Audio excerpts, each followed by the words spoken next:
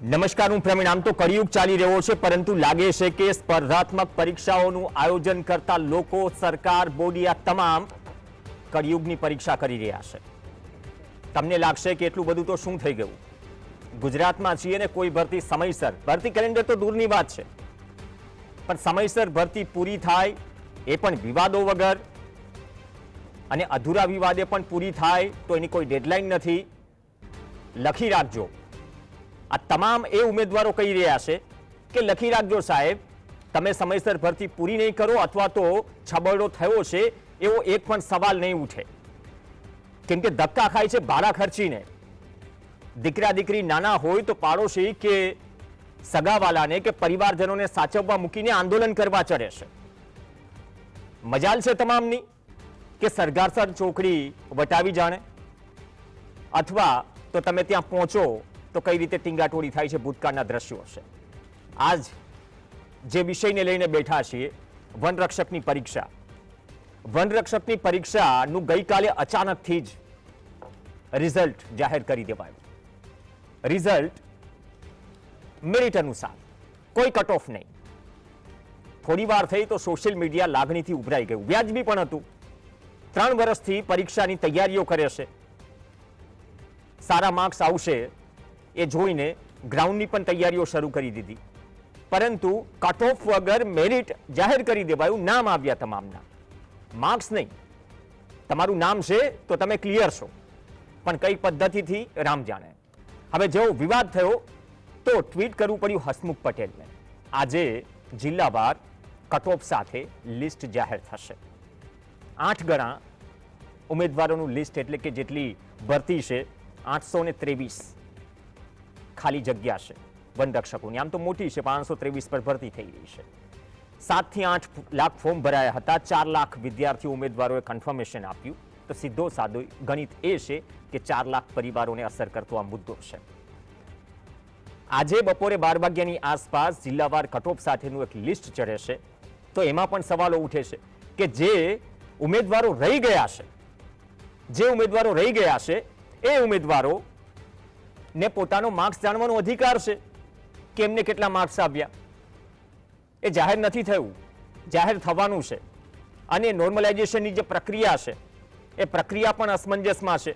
આ સવાલ અને લાગણી, હું માત્ર બોલી રહ્યો છું, આ લાગણી એ તમામ ઉમેદવારોનું છે જેને દિવસ રાત એક કરી 3 વર્ષથી તૈયારી કરી છે. ફરીથી કહીએ છીએ, લખી રાખજો. છતાંય વિવાદ વગર ભરતી પૂરી નહીં થાય. હવે મજાની વાત એ છે કે આ તમામમાં હસમુખ પટેલે ટ્વીટ કર્યું છે કે આ યાદી 25 ગણા કરવાની બાબત વિચારણા હેઠળ છે અને આવતા અઠવાડિયામાં 25 ગણા ઉમેદવારોની યાદી પ્રસિદ્ધ કરવામાં આવશે. પણ આમાં માર્ક્સ ક્યાં છે? તમે વિચાર કરો કે એક્ઝામમાં 3-3, 4-4 વખત પ્રોવિઝનલ કી આવે, આન્સર કી, જેના પરથી વિદ્યાર્થી ઉમેદવાર નક્કી કરે કે હું આવીશ કે નહીં, મેરિટ બનશે કે નહીં. 150 સવાલ ભૂલ ભરેલા. આંખો પર પટ્ટી બાંધીને પરીક્ષા કે પેપર સેટ કરવા બેઠા છો સાહેબો તમે. અલગ અલગ શિફ્ટમાં પરીક્ષા લેવાય, ઓનલાઈન હોય છે. અને એમાં એક ઉમેદવાર સાથે વાત થઈ, shift 3rd shift, I think 10 જેટલા સવાલો હતા, 8 ક્લિયર થયા. હવે 150 સવાલ ગૂગલ ટ્રાન્સલેશન કરીને ઘણા બધા સવાલો હતા જે ઉમેદવારો સાથે વાતચીત થઈ. વિદ્યાર્થી નેતા યુવરાજસિંહ જાડેજા સાથે પણ વાત થઈ. એમાંથી 35 તો હજુ સુધર્યા જ નથી અને ફરફરિયું આવી ગયું રિઝલ્ટનું. 35 સુધર્યા નથી. જીપીએસસીની એક્ઝામમાં પણ ઘણી વખત એવા છબરડા થાય, હાઈકોર્ટમાં કેસ પહોંચે છે અને જોઈતું એવું મળી જાય છે. 2 વર્ષ ભરતી લંબાશે. તો આ તમામ સવાલો વચ્ચે આ છબરડો છે, છબરડો સ્વીકારતા કેમ નથી? અને એક લિસ્ટ ફરી રહ્યું છે, એ ઇમેજ પણ પીસીઆર ટીમ પ્લે કરે. હવે આ જોગાનું જોગ છે કે ખરેખર થઈ ગયું છે? એક જ સરનેમ સમજી શકાય, ઘણા વિદ્યાર્થીઓના પિતાના નામ એક, સમજી શકાય અસમંજસ છે, જોગાનું જોગ છે. એ પરીક્ષા વિભાગ પર છોડીએ છે જેને પરીક્ષા લીધી. પણ આ સોશિયલ મીડિયામાં ફરી રહ્યું છે. આની સત્યતાની પણ તપાસ કરવી જોઈએ ખરેખર જો આવું થયું હોય. કેમ કે ઉર્જા વિભાગથી લઈને તમામ ભરતીઓમાં સાબરકાંઠા, બનાસકાંઠામાં, ઉત્તર ગુજરાતમાં શું નીકળ્યું હતું, કઈ સરનેમ શું લાગે છે એમાં નથી પડવું. જગ જાહેર છે, તમામ ઉમેદવારોને ખબર છે. તો ખરેખર શું છબરડો છે અથવા તો ટ્રાન્સપરન્સી કેમ નથી? વન વધારવાની બચાવવાની વાત કરીએ છીએ, એની જે રક્ષા કરવાના છે એની જ પરીક્ષામાં આટલા છબરડા? સવાલ ગંભીર છે. ચર્ચામાં મારી સાથે 4 ખાસ મહેમાન જોડાશે. તેજસ મજીઠિયા જોડાશે, જે અલગ અલગ પરીક્ષાઓ આપે છે. બીટગાર્ડની, વનરક્ષકની પણ પરીક્ષા આપી હતી અને આ પહેલા ટેટ અને ટાટ માટે જે વિદ્યાર્થીઓની ભરતી છે એ તમામમાં હજુ રાહત જોઈ રહ્યા છે. તેજસભાઈ, ખોટું નથી ને? વાટ જ જોવાની હોય આમાં તો. એટલે 1 થી વધુ એક્ઝામમાં ચલો પરિચય મળી જશે કે પેનલ પર ચહેરાઓ કેમ નથી બદલાતા. તમે એ વિચાર કરો, ચહેરાઓ એટલે નથી બદલાતા કેમ કે સમયસર ભરતી પૂરી નથી થતી. બીજું નામ છે રિંકુબેન ચૌહાણ. સ્વાગત છે રિંકુબેન આપનું પણ. પિયુષ કાતરિયા આપણી સાથે જોડાશે અને વિદ્યાર્થી નેતા યુવરાજસિંહ જાડેજા જોડાશે. યુવરાજસિંહ, એક મેં લિસ્ટ બતાવ્યું ઉપરથી પ્રોવિઝનલ આન્સર કી 3 3 4 4 150 સવાલમાં ભૂલ હોય સ્વીકારે 35 હજુ પણ ક્લિયર નથી થયા અને આ રિઝલ્ટ જાહેર કરી દીધું. કેમ ઘરે નથી ઉતરતું? અને બીજી વાત, કેમ આટલું લાઇટલી લેવાય છે? હસમુખ પટેલને પણ પ્રયત્ન કર્યો અમે કે ચર્ચામાં જોડાય, કેમ કે આ છે ને સવાલ છે તમામ ઉમેદવારોના છે. હવે તમને શું બાહેંધરી અપાઈ છે અથવા તો આમાં ક્યાં લીકેજીસ છે આ રિઝલ્ટમાં? ખાસ કરીને પ્રવીણભાઈ જોવા જઈએ ને તો અત્યારે જે રિઝલ્ટ જાહેર કરવામાં આવ્યું ને તેમાં પહેલેથી જ વિસંગતતાઓ ચાલતી આવે છે. 2 વર્ષથી આ ભરતી જે છે એ ખોરમભેદ ચડતી આવી છે. આની પ્રિલિમિનરી પરીક્ષા જ્યારે લેવાની, પહેલા તો પ્રિલિમિનરી પરીક્ષા કોણ લેશે? પહેલા જીટીયુ ને કામ સોંપવાનું, પછી ગુજરાત યુનિવર્સિટી કામ સોંપવાનું, છેલ્લે ગૌણ સેવાને કામ સોંપવાનું. ગૌણ સેવાએ આ પરીક્ષા હાથમાં લીધી. હસમુખભાઈ ચલો પ્રયત્ન પણ કર્યો કે આ પરીક્ષા લઈએ, તો એમાં નવું લાવ્યા હતા ગતકડું, એ હતું CBRT. આ કોમ્પ્યુટર બેઝડ ટેસ્ટ. આ કોમ્પ્યુટર બેઝડ ટેસ્ટ જે પરીક્ષા લીધી ને એને કારણે થયું કેવું ખબર છે કે આ પરીક્ષામાં અલગ અલગ શિફ્ટના અલગ અલગ પેપર, જેમ અત્યારે આપણે 4 પેનલમાં બેઠા છીએ, તમારું પેપર અલગ, મારું પેપર અલગ, આ ભાઈનું પેપર અલગ, બેનનું પેપર અલગ. પછી એને આ લોકોએ એવરેજ સેટ કરી કે ભાઈ તમારું સહેલું હતું, મારું મધ્યમ હતું, આનું અઘરું હતું, આનું એનથી નહીં અઘરું હતું, એટલે એવરેજ સેટ કરી અને આ લોકોએ એમાં એવરેજ એ સિસ્ટમ જે લાગુ કરી એ સિસ્ટમનું નામ આપ્યું નોર્મલાઇઝેશન.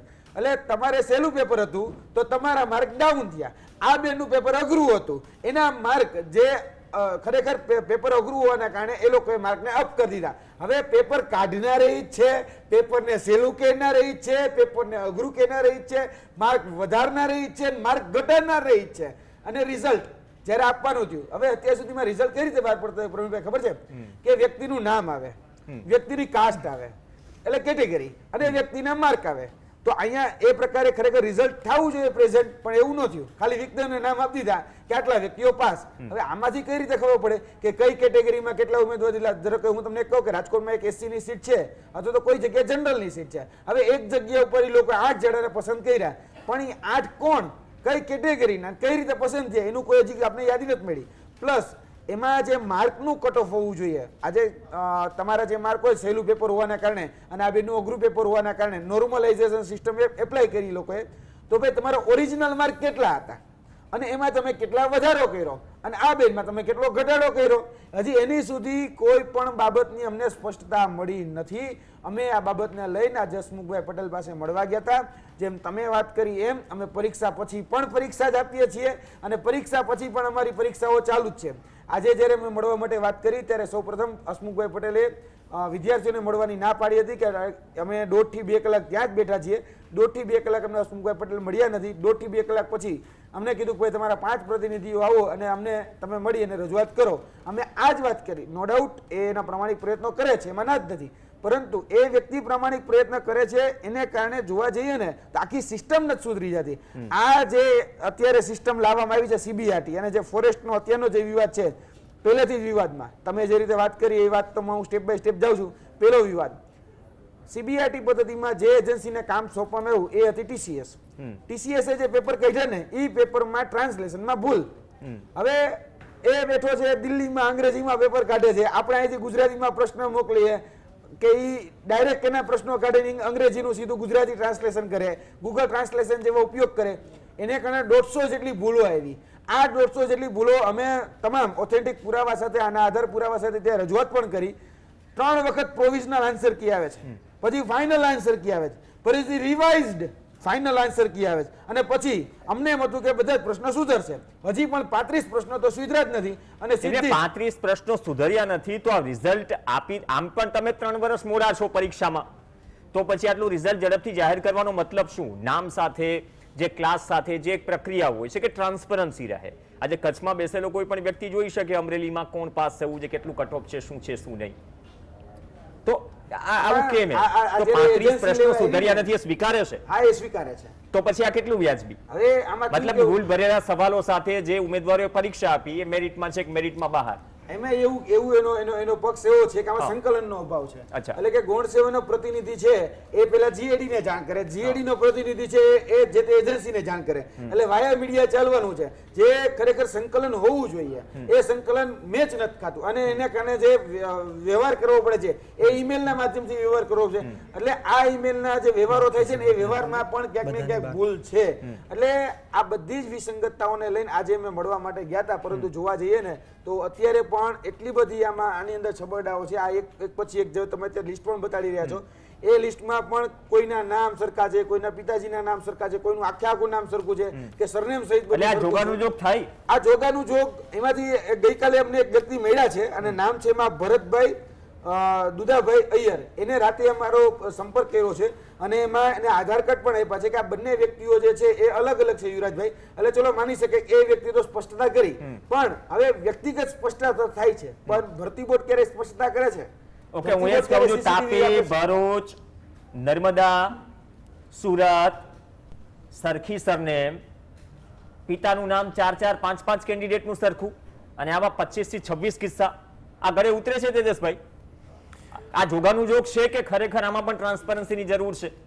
હવે જોવા જઈએ તો માની લે કે હોઈ શકે, કેમ કે કોઈ એક જ જિલ્લાની અંદર સૌથી વધારે એ સરનેમ ઉપર કેટેગરીઓ જો જોવા મળતી હોય સ્થાનિક, તો ત્યાંના ઉમેદવારો ફોર્મ એપ્લાય કરે તો બની શકે ક્યારેક સરનેમ નામ પણ સરખું હોય, પિતાનું નામ પણ આ રીતે સરખું બની શકીએ. પરંતુ વાત ન્યા આવીને ઉભી રહી છે કે આજે 35 જેટલા સવાલોમાં પણ જો ભૂલ ભરેલા પ્રશ્નો હોય તો તમે રિઝલ્ટ શા માટે આપી શકો? આજે જોવા જઈએ તો ભરતી પ્રક્રિયા સાથે સંકળાયેલા તમામ અધિકારી હોય કે સચિવ હોય એના માટે આ 35 સવાલો છે એ માત્ર ને માત્ર સવાલો જ રહેવાના, પરંતુ અહીંયા ઉમેદવારોની જિંદગી આવીને એના ઉપર રહી શકે છે. કેમ કે એક પ્રશ્ન પણ છે એને મેરિટની બહાર પણ નાખી શકે ને મેરિટની અંદર ઇન પણ કરી શકે. તો આટલા પ્રશ્નોની અંદર ભૂલ હોવા છતાં પણ તમે માની લે કે અમે એમ કહીએ છીએ કે 35 પ્રશ્નોમાં ભૂલ નથી, પણ તમે તો એક વાત સાબિત કરી દો કે ભાઈ બધા પ્રશ્નો છે એ ઓફિશિયલ આપણે આન્સર સાથે કર્યા. એ લોકોએ 35 પ્રશ્નોમાં ભૂલ છે તેમ છતાં પણ એને મેરિટ બહાર પાડી દીધું. મેરિટ બહાર પાડ્યું તો એને કાલે ખાલી માત્ર ને માત્ર નામ જ જાહેર કર્યા 8 ગણા. અને ફરીથી આજે અમે જ્યારે મળવા ગયા કર્મયોગી ભવને તો ત્યારે એ લોકોએ ફરીથી કટઓફ બહાર પાડ્યું. અરે ભાઈ, તમારી પાસે જો કટઓફ રેડી હતું તો કાલે શા માટે નહીં મૂક્યું? એટલે કંઈક ને કંઈક જોવા જાય તો આ ધીમે ધીમે તમે એને પ્રેશર આપો તો એ બહાર લાવે. આ લોકોની દાનત એવી છે કે તમે બોલો, ઓલું આપણે કહે ને કે માને કહે ત્યારે બોલીએ ત્યારે જ મા પીરસે, એના જેવું છે. આને આપણે એમ કહીએ કે ભાઈ આમાં જો ભૂલ છે. જો કોઈ ઉમેદવાર એમ ન બોલે ને કે આમાં ભૂલ છે તો આ લોકો એમને ખોટે ખોટી આન્સર કીમાં આ લોકો રિઝલ્ટ બહાર પાડી દે એવું છે. એટલે કંઈક ને કંઈક જોવા જાય તો આ વસ્તુ યોગ્ય છે.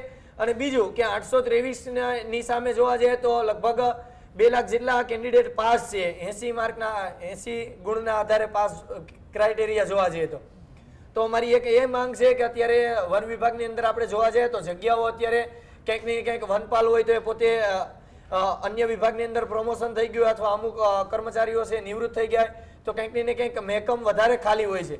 તો 3-3 વર્ષ સુધી એક તો તમે ખાલી માત્ર ને માત્ર ઓફિશિયલ જાહેરાતો આપો કે ભરતી લઈશું અને પછી આવા છબરડાઓ આવે છે, 6 મહિના કોર્ટ કેસમાં જાય છે. આવી રીતે કરતા કરતા 3-4 વર્ષ એક ભરતીમાં કાઢી નાખે. તો આ પ્રક્રિયા શું લાગે છે કે સ્મૂથલી પૂરી થશે? એનું કારણ છે સામાન્ય કદાચ સમજ માટે કદાચ ખોટું ન કોઈ કદાચ કોઈ જિલ્લામાં ભર્યું હોય, ત્યાં જે ઉમેદવારોની સપોઝ કે 40 જગ્યા છે 8 ગણા પાસ કર્યા છે, 8 ચોક 32, બરાબર છે નહીં? હવે એમ કહેવા માંગે છે 25 ગણા, તો 25 ગણા કઈ રીતે માનવાના? કદાચ એ ગ્રાઉન્ડમાં ક્લિયર ન થાય અથવા તો ફીલ ન થાય તો એ હિસાબથી 25 ગણા ફરીથી એક સાથે લિસ્ટ બહાર પાડશે. લિસ્ટ બહાર પાડશે, પણ વાત આવીને ન્યા ઉભી રહે કે ભરતી છે તો યોગ્ય રીતે અને સત્વરે પૂર્ણ થવી જોઈએ. આ લોકો માત્ર વાતો જ કરે છે, બાકી એક ભરતી તમે ભૂતકાળની કોઈ પણ પરીક્ષા લઈ લો, એ કહે છે કે આ તારીખથી આ તારીખની અંદર પોતાની જ્યારે વાત આવે ને ચૂંટણી પ્રક્રિયા તો પોતે લીગલ ટાઈમની અંદર બધું પૂરું થઈ જાય છે. આની અંદર હજુ આપણે પ્રેસમાં બેઠા છે અત્યારે મીડિયા મારફતે હું હજુ કહું છું કે ઉમેદવારો નહીં જાગે તો હજુ આ વર્ષ દિવસ ભરતી પાછળ ખેંચાશે. 25 ગણા ઉમેદવાર લે કે 500 ગણા ઉમેદવાર લે, જગ્યા જે છે ને 823 જ છે. આ વાત પણ સમજવી જોઈએ દરેક લોકોએ. આજે દર્શક મિત્રો પણ છે એને પણ સમજવાની વાત છે કે જગ્યા તમારી ફિક્સ છે 823. હવે તમે 8 ગણા ઉમેદવાર બોલાવ્યા છે, બની શકે તમે કદાચ 25 ગણા બોલાવો, અમે સ્વીકારે ચલો તમે 25 ગણા બોલાવો, પણ 25 ગણા બોલાવીને લેવાના તો તમે જે લેવાનો 823 ઈ જ છે ને. અને જે અન્યાય થયો છે ને એ સ્ક્રુટિની કરવામાં થયો છે, એ નોર્મલાઇઝેશન સિસ્ટમ એપ્લાય કરવામાં થયો છે. હવે તમે કઈ રીતે કહી શકો કે પ્રવીણભાઈ નું પેપર હતું એ સહેલું હતું અને આ બે એટલે કે રિંકુબેન નું પેપર અઘરું હતું, એ કઈ રીતે આઈડેન્ટિફાઈ થઈ શકે? અચ્છા, દવા ને બધું લઈ લીધું પછી ખબર પડી કે મેલેરિયા ને આ તો ડેન્ગ્યુ છે. હા, એમ એના જેવી વાત છે. આ તો ઓકે, એવું થયું ને બેન રિંકુબેન, એવું થયું કેમ કે આ મંચ ઉપર એમાં દરેક મહિલાઓ છે, દીકરીઓ જે તૈયારી કરે છે, ઘણા ગાંધીનગર આવીને રહે છે, ઘણા તો ગ્રાઉન્ડ ની શરૂઆત પણ કરી દીધી. અમે 1.5 વર્ષથી ગ્રાઉન્ડ ની તૈયારી કરીએ છીએ, ફોર્મ ભરીને. અમે એમ કે ગ્રાઉન્ડ કમ્પ્લીટ હશે એ લોકોના આમાં ફાઇનલ જ છે કે આવી જશે. ગ્રાઉન્ડમાં બહુ એ હોય છે, ઇશ્યુ થાય કે ગ્રાઉન્ડમાં થતું જ નહીં કોઈને. અમે 1.5 વર્ષથી ગ્રાઉન્ડ કમ્પ્લીટ કરીને બેઠા છીએ કે અમે માર્ક્સ થઈ જાય છે. હવે 115 માર્ક્સ 120 માર્ક્સ થાય તો અમારો નંબર કદાચ આવી જ જશે. અમે એ આશાએ જ બેઠા હતા અને અમે આની જ આશાએ ફોરેસ્ટમાં હતા. અમે ફોરેસ્ટ કરીને જ્યારે એક્ઝામ પૂરી કરી પછી અમે ગ્રાઉન્ડમાં વધારે ટાઈમ ગ્રાઉન્ડમાં જ આપ્યો છે કે અમે ગ્રાઉન્ડ કમ્પ્લીટ થઈ ગયું છે તો અમે આના માટે અમે રેડી છીએ આ એક્ઝામ માટે. એમ ઉદાહરણ તરીકે તમારી વ્યક્તિગત રીતે વાત કરો તો જે ફાઇનલ આન્સર કી છે એ હિસાબથી તમારા માર્ક્સ કેટલા થાય છે? 115 માર્ક્સ થયા તો અમને એ તો હતું જ કે અમારો ગ્રાઉન્ડમાં વારો આવશે, કારણ કે એ લોકો એવું કીધું હતું કે અમે 80 પ્લસ વાળાને બોલાવીશું એમ. તો 80 પ્લસ વાળા તો અમે 115 વાળા તો આશા રાખી શકીએ કે અમે ગ્રાઉન્ડમાં જઈ શકીશું, પણ હવે આટલું મેરિટ જાય તો અમારે હવે ગ્રાઉન્ડનો ટાઈમ જે અમે બગાડ્યો તો અમે બીજી પરીક્ષામાં ધ્યાન ના આપી શક્યા એને તો અમે હવે શું કરીએ એમ.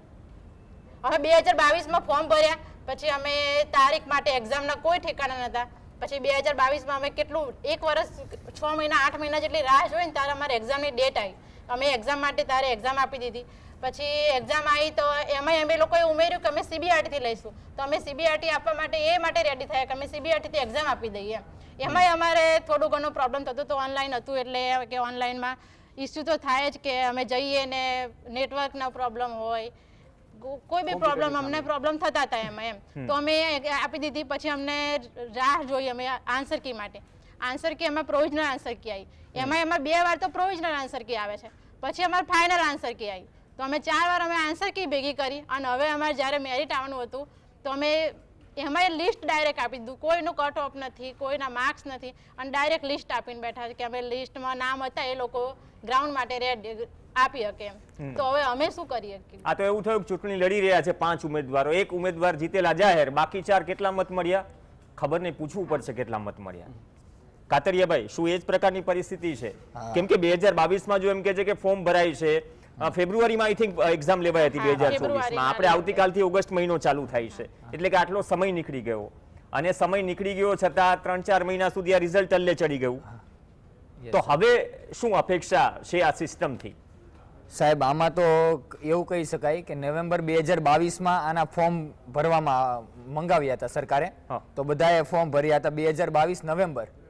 2023માં કાંઈ અપડેટ નહીં. 2024માં ફેબ્રુઆરી મહિનામાં 8 ફેબ્રુઆરીથી એક્ઝામ ચાલુ કરી, તો એ 26 થી 27 દિવસ ફેબ્રુઆરી આખો મહિનો એક્ઝામ ચાલી.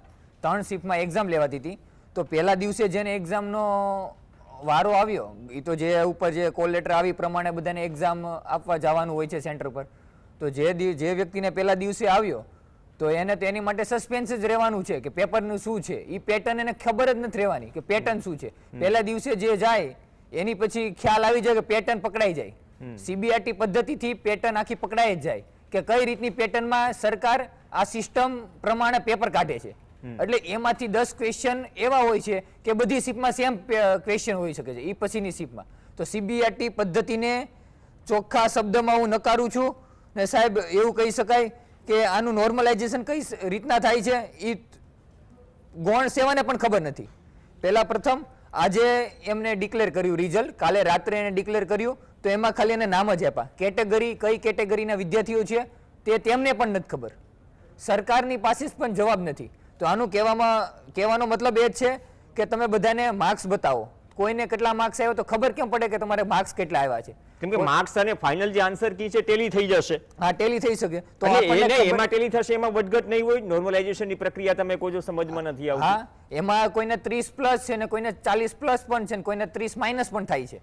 તો અત્યારે કોઈને કેટલા માર્ક્સ છે તો એ આપણે જાણવું હોય તો એ કઈ રીતના જાણી શકાય? તો સરકારે એ રિઝલ્ટ આપવાની ના પાડી છે. તો આજે અમે આપણે કર્મયોગી ભવન હસમુખભાઈ પટેલ સાહેબ શ્રીની સાથે મુલાકાત કરી તો એને અમે ચોખ્ખા શબ્દમાં આ વાત એની નખોરી છે અને એને અમને એ પણ કીધું છે કે અમે આ સાંજ સુધીમાં તમને ટ્વિટરના માધ્યમથી અમે તમને જે કાંઈ અપડેટ હશે એ આપશું. અમારે સરકાર પાસેથી જવાબ લેવો પડે છે કે આ રિઝલ્ટ તમને તમારું બતાવવું કે નહીં, એ અમારે સરકાર પાસેથી જવાબ લેવો પડે છે. એને અચ્છા. પહેલા ચોખ્ખી વાત અમને ના જ પાડી હતી કે તમને આ રિઝલ્ટ આપવામાં કે તમને બતાવવામાં આવશે નહીં. તમારું જે ફાઇનલ રિઝલ્ટ જ્યારે ડિક્લેર થશે ને, જ્યારે જે કોઈ 823 ના એના નામ અને એના જ માર્ક્સ બતાવવામાં આવશે. તો અમે એને પોલીસ ભરતી બોર્ડનો અમારી પાસે એક એવો મુદ્દો હતો કે પોલીસ ભરતી બોર્ડ 10 લાખ વિદ્યાર્થીઓને ગ્રાઉન્ડ રનિંગ કરવા બોલાવે છે. તો એમાંથી પાસ આઉટ 3,03,000 વિદ્યાર્થીઓ પાસ આઉટ રનિંગ કરે છે. તો એની પછી રિટર્ન એક્ઝામ આપવા 3,03,000 વિદ્યાર્થીઓને બોલાવે છે. તો એનું રિઝલ્ટ કેમ પીડીએફ એક સાથે બધાની મૂકે છે? નહીં મૂકે પણ છે ને કદાચ તમે ગ્રાઉન્ડ ક્લિયર ન કરો 25 મિનિટની બહાર તો તમે જઈને તો ટેબલ ઉપર તમને તમારો ટાઈમ બતાવે છે બધું બતાવે. કે 25 મિનિટને 1 માઇક્રોસેકન્ડ થઈ છે કે 5 માઇક્રોસેકન્ડ થઈ છે. તો યુવરાજસિંહ અહીંયા સવાલ એ છે, ફરીથી એ જ વાત ઉપર આવું છું, ફાઇનલ આન્સર કી આવે છે, આમાં જેટલા ઉમેદવારો બેઠા છે ફાઇનલ આન્સર કીના આધારે એને ખબર પડી જાય છે. આટલું બધું જે જહેમત ઉઠાવે છે દિલ્હીથી બહારથી બે ટ્રાન્સલેશન કરીને બધું જ મારી મચડીને 35 તો ભૂલો સુધારી નથી છતાં પણ ચલો એ માફ કરવા લાયક નથી. કદાચ ઉમેદવારોના જે સ્વપ્ન છે એની કિંમત ન કરી શકે આવા લોકો. હવે ફાઇનલ આન્સર કીના હિસાબથી કોઈ એક વ્યક્તિ સપોઝ કે રિંકુબેન છે નક્કી કરે કે મારે 115 કીધા ને તમે 115 માર્ક્સ છે. હવે નોર્મલાઇઝેશનની પ્રક્રિયા છે. હવે એમ કહે છે કે પ્રક્રિયા દેખાડવા તો આ કોષ્ટક છે શું? નોર્મલાઇઝેશનનો કોઈ ફોર્મ્યુલા છે કે પેટ્રોલથી ગાડી ચલાવો, ડીઝલથી ચલાવો અને સીએનજીથી ચલાવો, પછી ત્રણેયનું ભેગું કરીને જેટલા કિલોમીટર ચાલે એની એવરેજ કાઢી લેવાની? શું આ પ્રકારની પ્રક્રિયા છે? સામાન્ય સમજ માટે દર્શકોના ખરેખર છે ને આ જે સીબીઆરટી પદ્ધતિ છે ને એ નોર્મલાઇઝેશન સિસ્ટમ જેમાં એપ્લાય કરવામાં આવે છે ને એ સ્ટાફ સિલેક્શનની અંદર જે તે સમયે અને એની સાથે સાથે આઈબીપીએસ ક્લર્ક અને પીઓની જે એક્ઝામ આવતી એમાં આ પદ્ધતિનો પ્રયોગ કરવામાં આવતો હતો અને એમાંથી આ મેથડ છે એ હાયર કરવામાં આવેલી છે, ઉછીથી કદાચ લેવામાં આવેલી છે એમ કહો તો ચાલે. અને આ મેથડ એને આ પદ્ધતિ એટલે કે આ પ્રક્રિયામાં એને એપ્લાય કરી. હવે હું તમને સ્ટાફ સિલેક્શનનો પણ દાખલો આપું. સ્ટાફ સિલેક્શનની ટાયર 1 ટાયર 2 એક પ્રકારની એક્ઝામ આવતી હોય છે ક્લાર્ક લેવલની. તો એમાં શું હોય છે તો એમાં પણ પૂરેપૂરું મેરિટ યાદી બહાર પડે છે. નામ, કેટેગરી, જે વ્યક્તિને એવરેજ ટૂંકમાં જે વ્યક્તિના ઓરિજિનલ માર્ક છે તે, અને આફ્ટર ધેન નોર્મલાઇઝેશન પ્રમાણે એના કેટલા માર્ક વધ્યા અને કેટલા માર્ક ઘટ્યા એ પણ આપવામાં આવે છે. મેરિટ યાદીમાં ક્રમ કેટલો ઉપર ગયો કેટલો નીચો ગયો એ પણ આપવામાં આવે છે. જો તમે કદાચ હું એવું માનું છું કે તમે સ્ટાફ સિલેક્શનની આ મેથડ છે એ મેથડને તમે એપ્લાય કરો છો તો એ પ્રકારે રિઝલ્ટ પણ બનાવો ને. શા માટે પછી સીધા નામ ધરી દો છો? શું છુપાવવા માંગો છો? ખરેખર પ્રશ્ન અને વિરોધ ઉઠ્યો ત્યારે એટલા માટે કટ ઓફ જિલ્લાવાર આજે જાહેર થયું. પ્રશ્ન ત્યાં છે પ્રવીણભાઈ, કંઈક છુપાવવા માંગે છે. હવે શું છુપાવવા માંગે છે એને સમજાતું નથી. કા વ્યક્તિની કોઈ પ્રકારની સોશિયલ મીડિયામાં ફરી રહ્યું છે કે રાજકોટમાં તો મહિલાઓની જગ્યા જ નથી છતાં ડિક્લેર કર્યા છે. શું છે ખરેખર એની સત્યતા પણ તપાસવી પડશે. રાજકોટમાં જે કહી શકાય એક જગ્યા માટેની ભરતી હતી. રાજકોટમાં એક જગ્યા છે જેમાં એ શેડ્યુલ કાસ્ટની જગ્યા છે અને એમાં જોવા જઈએ તો 1/8 એટલે કે 8 ઉમેદવારોને લેવાની એ લોકોની પ્રાવધાન છે. તો એમાં એ લોકોએ નિયમ લખ્યો છે. ધારો કે આ નિયમ છે ને નોટિફિકેશન જે છે ને નોટિફિકેશનમાં આ નિયમ લખેલો છે કે એકની સામે મહિલા જો સારા માર્ક લાવે છે તો એને તમે જનરલ કન્સિડર કરશો, નહીં કે તમે એને મહિલા કન્સિડર કરશો. તમે આની પહેલા મારી સાથે 3 ડિબેટ કરી ચૂક્યા છો અને એ વિવાદ હતો 1/8/18 નો જે વિવાદિત જીઆર હતો. અને એમાં પણ એલઆરડી ના ભરતી ઉપર આપણે બહુ મોટી વાત કરી. હા, મહિલા મત અનામતની અંદર ધારો કે વર્ટિકલ છે પછી હોરિજેન્ટલ છે. આ વર્ટિકલ અને હોરિજેન્ટલ અનામતમાં આ પ્રકારના પ્રાવધાનો જે છે આ પ્રકારની જે નાની મોટી છૂટછાટ છે રહેતી હોય છે. જો એ મહિલા સારા માર્ક લાવે છે એટલે કે એ જે જનરલ ઉમેદવાર છે એમાં સારા માર્ક લાવે તો એમાં કન્સિડર થઈ શકે, પરંતુ એ વ્યક્તિને તમે લઈ ન શકો. કેમ? કારણ કે એમાં તમારી પાસે મહિલા ટૂંકમાં જે ઉમેદવાર લેવાનો છે જો તમને એમાં સારો ઉમેદવાર પુરુષ ઉમેદવાર મળે છે તો એ પુરુષને જ આપવી પડે છે. ઓકે, તો અમે પ્રયત્ન કર્યો આજે આમ તો 7:30 વાગ્યે પણ અલગ અલગ કોમ્પિટિટિવ એક્ઝામ પર જે ખરેખર જાણી જોઈને તમે પ્રક્રિયા સ્વિંગમની જેમ લાંબી ખેંચો છો, ઉપરથી ટ્રાન્સપરન્ટ નથી. 3 વર્ષની મહેનત જે ઉમેદવારો કરે છે, પરસેવાની મૂડી કમાય છે, ખેતરે કોઈના માતા પિતા મજૂરી કરે છે, ગાંધીનગરમાં જઈને તૈયારી કરે છે અને 3-4 વર્ષે આ પ્રકારની સ્થિતિ હોય અથવા તમે જવાબ આપવાની સ્થિતિમાં ન હોય, જવાબદાર તમે છો, જવાબ આપવો પડશે ને કઈ રીતે આપવો પડશે, ગળે ઉતરે એવો આપવો પડશે. અપેક્ષા રાખીએ કે જે કટ ઓફ માર્ક્સ છે અથવા મેરિટ હિસાબથી તમે જાહેર કરી દીધું, પણ હવેથી તમામ જે માંગ છે વિદ્યાર્થીઓની, ઉમેદવારોની, કે તમામના માર્ક્સ જાહેર કરવામાં આવે. ભૂતકાળમાં પણ પોલીસથી માંડીને તમામ એક્ઝામમાં થાય છે, તો કેમ નહીં? સવાલો ઘણા બધા છે, 35 સવાલ સુધર્યા નથી એવું ઉમેદવારોનું કહેવું છે. હવે તમે તમારી જાતને જ પૂછી જોજો, 35 ભૂલો સુધરી નથી અને તમે રિઝલ્ટ જાહેર કરી દીધું છે અને રિઝલ્ટ પર પણ સવાલ છે, તો નીટ નહીં, માત્ર ગુજરાતમાં આવો, થોડો સુધારો લાવો. કદાચ એ જ અપેક્ષા સાથે આ ડિબેટનું વાઇન્ડ અપ કરીએ, કેમ કે કોકના સ્વપ્ન સાથે તમે મજાક કરી રહ્યા છો. 4 લાખ શિક્ષિત બેરોજગારો અથવા 4 લાખ પરિવારને સ્પર્શતો આ મુદ્દો છે. અપેક્ષા રાખીએ કે આમાં કંઈક જલ્દી થાય અને યોગ્ય થાય. ધન્યવાદ તમામ ચર્ચામાં જોડાયા. આ સાથે ચર્ચામાં હાલ બસ આટલું જ. નમસ્કાર.